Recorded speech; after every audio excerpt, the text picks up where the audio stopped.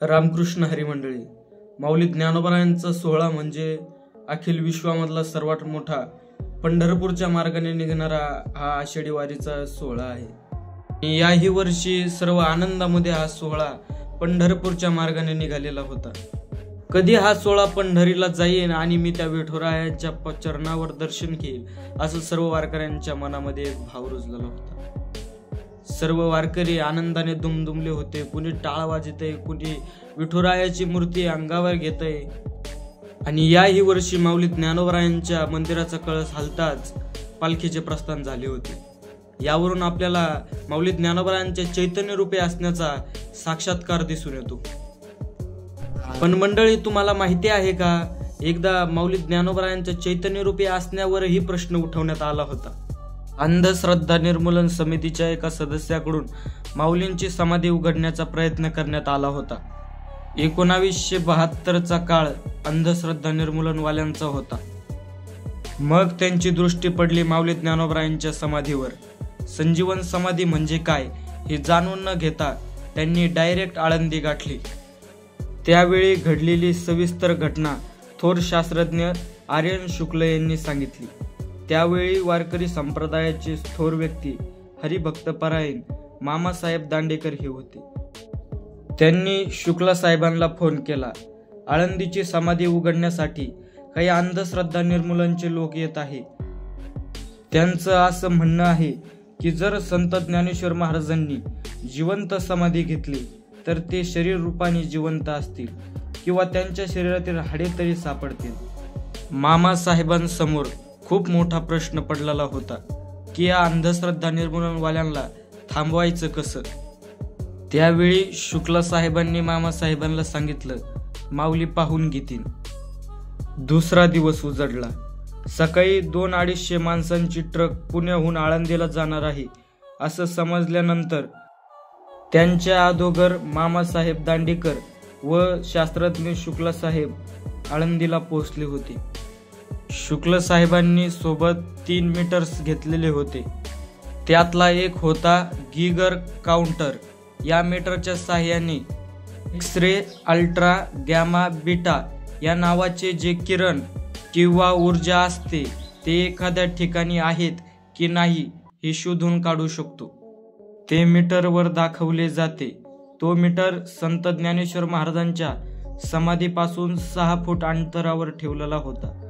दुसरा मीटर, ज्याला थर्मिस्टर बोनोमीटर म्हणतात, तो घेतला होता. त्याने अल्ट्राव्हायलेट, इन्फ्रारेड आहेत की नाही ते पाहता येते. तोही मीटर समाधी जवळ ठेवलेला होता. तिसरा मीटर घेतलेला होता, तो म्हणजे फ्रिक्वेन्सी मीटर रडार. हा मीटर ही त्या ठिकाणी ठेवला होता. तोपर्यंत अंधश्रद्धा निर्मूलनवाली मंडळी, डॉक्टर, 2-3 इंग्लिश माणसे घोषणा देतच मंदिरापर्यंत पोहोचले. सर्व जमावांना दाराजवळ मामांनी थांबवले आणि सांगितले, समाधीबद्दल आम्ही जे सांगतो तो प्रयोग करा आणि मग तुमचे काम करा. आणि मग तोपर्यंत शुक्ल साहेबांनी समाधी झाकण्यासाठी 3 वेष्टने आणली होती. पहिलं वेष्टन होतं ते म्हणजे जस्ताचं, दुसरं पितळेचे आणि तिसरं म्हणजे लोखंड. शुक्ल साहेबांनी त्या कार्यकर्त्यांना म्हणाले, या ठिकाणी 3 मीटर्स ठेवण्यात आले आहेत. समाधीजवळ एक झाकण टाकून मीटरवर काय दिसते ते पाहायचे आहे. तुम्ही पहा, त्यावेळी आम्ही इथं थांबणार नाही, आम्ही बाहेर थांबू. त्यांच्यातील 10-12 मंडळी पुढे आली. त्यांना गाभाऱ्यात घेतलं आणि त्यांना माहिती देऊन मामा व शुक्ल साहेब गाभाऱ्याच्या बाहेर निघून गेले. आम्ही सांगितल्याप्रमाणे त्यांनी प्रयोग करून पाहिला. लोखंडी, पितळी, जस्ताचे आवरण काढल्यानंतर एकच ठराविक रीडिंग मीटर दाखवायचे. आत कोणी नसल्यानं काटा हलण्याचा प्रश्नच नाही. लोकांपैकी कोणी मीटरला हात लावत नव्हतं. मग काटा रिडीम का दाखवत आहे? रिडीम दाखवणारे चैतन्य स्फुरस्पंदने कुठून येत आहे असा गहन प्रश्न अंधश्रद्धा निर्मूलनवाल्यांना पडला.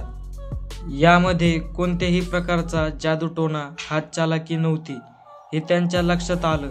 शास्त्रीय भाषेत हे प्रयोग त्यांना करून दाखवल्यानंतर त्यांच्या लक्षात आले की संजीवन समाधी म्हणजे काय हे जेव्हा त्यांच्या लक्षात आलं आणि समजावून सांगितलं, तेव्हा त्यांच्या लक्षात आले की या ठिकाणी निश्चितपणे चैतन्य आहे, ऊर्जा आहे, स्पंदने आहे. म्हणून त्यांचा उल्लेख मीटरसहीवरही दिसतो व जाणवतो. चैतन्य दिसत जरी नसले तरी त्याचे अस्तित्व असते. किरण दिसत जरी नसले तरी त्याचे अस्तित्व निसर्ग नाकारू शकत नाही. तसेच संत ज्ञानेश्वरांची संजीवन समाधी आहेत. त्याचे अस्तित्व मनुष्याचे काय, विज्ञान सुद्धा नाकारू शकत नाही. वैज्ञानिक दृष्टिकोनाने सर्व अंधश्रद्धा निर्मूलनवाल्यांच्या कार्यकर्त्यांच्या समभ्रम दूर झाल्याच्या नंतर ही सगळी मंडळी दर 6 महिन्याला समाधीच्या दर्शनाला येऊ लागली. त्यातली 3 परदेशी नागरिकांपैकी एकाने स्वतःला आळंदीलाच वाहून घेतले. पुन्हा कुणी माऊलींच्या समाधीवर आक्षेप घेण्याचं धाडस केलं नाही.